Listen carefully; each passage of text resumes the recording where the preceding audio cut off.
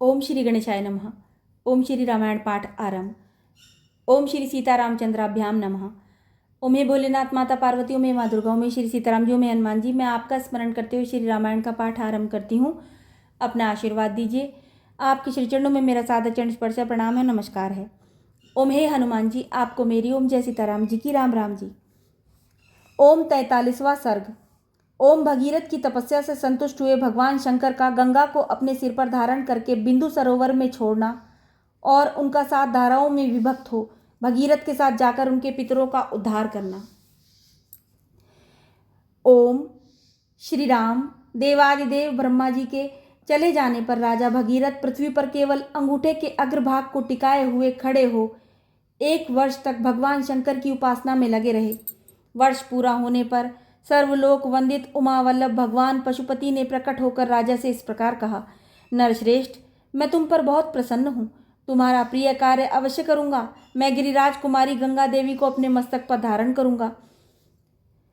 श्री राम शंकर जी की स्वीकृति मिल जाने पर हिमालय की ज्येष्ठ पुत्री गंगा जी, जिनके चरणों में सारा संसार मस्तक झुकाता है, बहुत बड़ा रूप धारण करके अपने वेग को दुस्सह बनाकर आकाश से भगवान शंकर के शोभायमान मस्तक पर गिरी।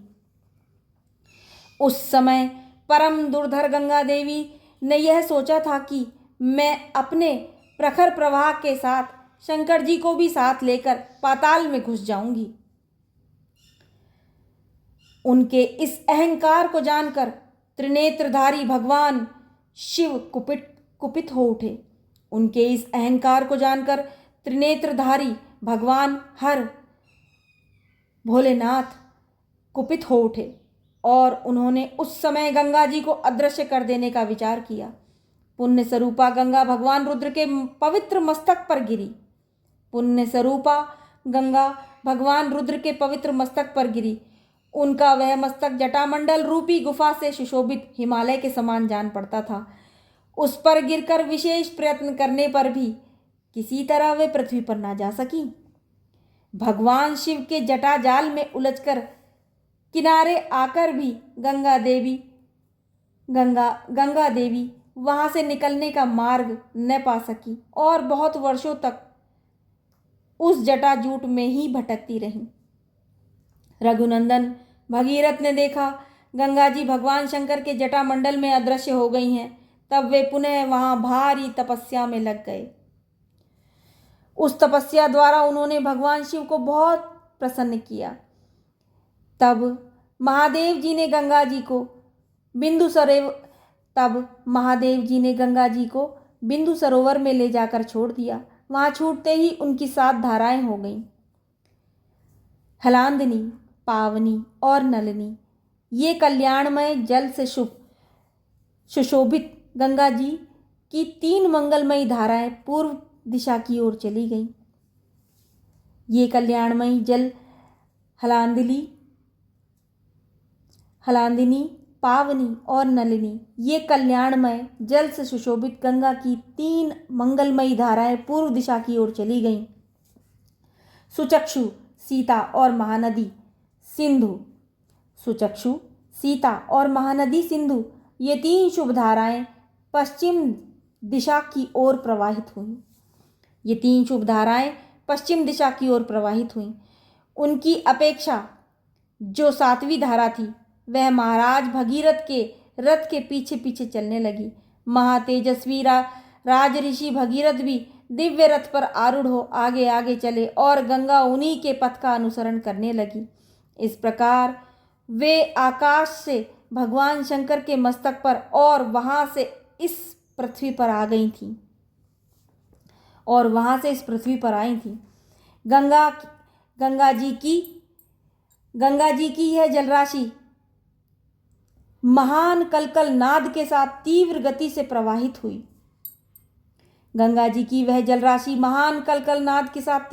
प्रवाहित हुई।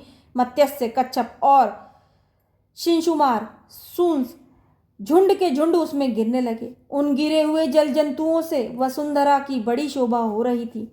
तदंतर देवता, ऋषि, गंधर्व, यक्ष और सिद्धगण नगर के समान आकार वाले विमानों, घोड़ों और गजराजों पर बैठकर आकाश से पृथ्वी पर गई हुई गंगा जी की शोभा निहारने लगे। देवता लोग आश्चर्यचकित होकर वहां खड़े थे। जगत में गंगा अवतरण के इस अद्भुत एवं उत्तम दृश्य को देखने की इच्छा से अमित तेजस्वी देवताओं का समूह वहां जुटा हुआ था। जगत में गंगा अवतरण के इस अद्भुत एवं उत्तम दृश्य को देखने की इच्छा से अमित तेजस्वी देवताओं का समूह वहां जुटा हुआ था। तीव्र गति से आते हुए देवताओं और उनके दिव्य आभूषणों के प्रकाश से वहां का मेघ रहित निर्मल आकाश इस तरह प्रकाशित हो रहा था मानो उसमें सैकड़ों सूर्य उदित हो गए हों। शिंशुमार, सर्प तथा चंचल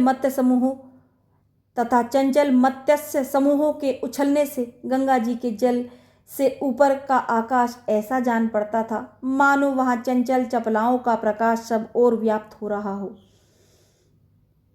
वायु आदि से सहस्त्रों टुकड़ों में बटे हुए फेन आकाश में सब ओर फैल रहे थे मानो शरद ऋतु के श्वेत बादल अथवा हंस उड़ रहे हों। गंगा जी की वह धारा कहीं तेज, कहीं टेढ़ी और कहीं चौड़ी होकर बहती थी, कहीं बिल्कुल नीचे की ओर गिरती और कहीं ऊंचे की ओर उठी हुई थी। कहीं समतल भूमि पर वह धीरे धीरे बहती थी और कहीं कहीं अपने ही जल से उसके जल में बारंबार टक्करें लगती रहती थी। गंगा का वह जल बार बार ऊंचे मार्ग पर उठता और पुनः नीची भूमि पर गिरता था। आकाश से भगवान शंकर के मस्तक पर तथा वहां से फिर पृथ्वी पर गिरा हुआ वह निर्मल एवं पवित्र गंगाजल उस समय बड़ी शोभा पा रहा था। उस समय भूतल निवासी ऋषि और गंधर्व यह सोचकर कि भगवान शंकर के मस्तक से गिरा हुआ यह जल बहुत पवित्र है, उसमें आचमन करने लगे। जो शाप भ्रष्ट होकर आकाश से पृथ्वी पर आ गए थे वे गंगा के जल में स्नान करके निष्पाप हो गए तथा उस जल से पाप धुल जाने के कारण पुनः शुभ पुण्य से संयुक्त हो आकाश में पहुंचकर अपने लोकों को पा गए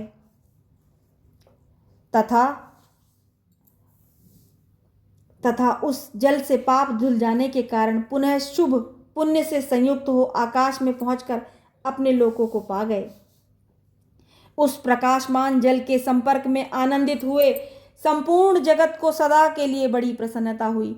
सब लोग गंगा में स्नान करके पापहीन हो गए। हम पहले बता आए हैं कि राज ऋषि महाराज भगीरथ दिव्य रथ पर आरूढ़ हो आगे आगे चल रहे थे और गंगा जी उनके पीछे पीछे जा रही थी। श्री राम उस समय समस्त देवता, ऋषि, दैत्य, दानव, राक्षस, गंधर्व, यक्ष, प्रवर, किन्नर, बड़े बड़े नाग, सर्प तथा अप्सरा ये सब लोग बड़ी प्रसन्नता के साथ राजा भगीरथ के रथ के पीछे गंगा जी के साथ साथ चल रहे थे। सब प्रकार के जल जंतु भी गंगा जी की उस जल राशि के साथ सानंद जा रहे थे।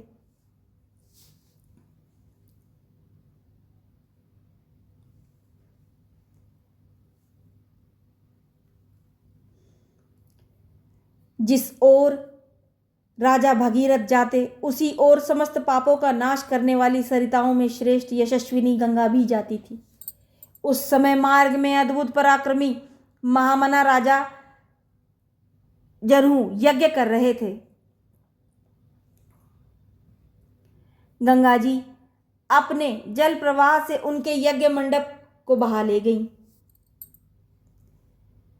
रघुनंदन राजा जनहू इसे गंगा जी का गर्व समझकर कुपित हो उठे। फिर तो उन्होंने गंगा जी के उस समस्त जल को पी लिया। यह संसार के लिए बड़ी अद्भुत बात हुई। तब देवता, गंधर्व और ऋषि अत्यंत विस्मित होकर पुरुष प्रवर महात्मा जनहू की स्तुति करने लगे। उन्होंने गंगा जी को उन महात्मा नरेश की कन्या बना दिया। उन्होंने गंगा जी को उन महात्मा नरेश की कन्या बना दिया, अर्थात उन्हें यह विश्वास दिलाया कि गंगा जी को प्रकट करके आप इनके पिता कहलाएंगे। अर्थात उन्हें यह विश्वास दिलाया कि गंगा जी को प्रकट करके आप इनके पिता कहलाएंगे। इससे सामर्थ्यशाली महातेजस्वी जनहु बहुत प्रसन्न हुए और उन्होंने अपने कानों के छिद्रों द्वारा गंगा जी को पुनः प्रकट कर दिया। इसलिए गंगा जनहु की पुत्री एवं जाह्नवी कहलाती हैं। इसलिए गंगा जनहु की पुत्री एवं जाह्नवी कहलाती हैं। वहां से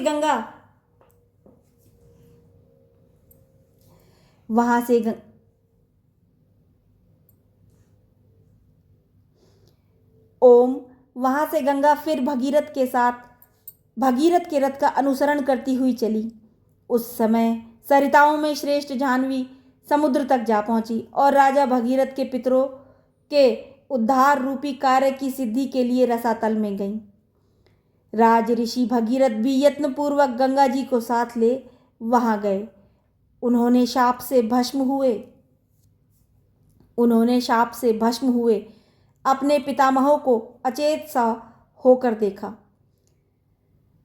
रघुकुल के श्रेष्ठ वीर तदंतर गंगा के उस उत्तम जल ने सगर पुत्रों की उस भस्म राशि को आप्लावित कर दिया और वे सभी राजकुमार निष्पाप होकर स्वर्ग में पहुंच गए। रघुकुल के श्रेष्ठ वीर तदंतर गंगा के उस उत्तम जल ने सगर पुत्रों की उस भस्म राशि को आप्लावित कर दिया और वे सभी राजकुमार निष्पाप होकर स्वर्ग में पहुंच गए। ओम। इस प्रकार श्री वाल्मीकि निर्मित आर्ष रामायण आदि काव्य के बालकांड में 43वां सर्ग पूरा हुआ। ओम। जय श्री सीताराम जी की। ओम। जय हनुमान जी की।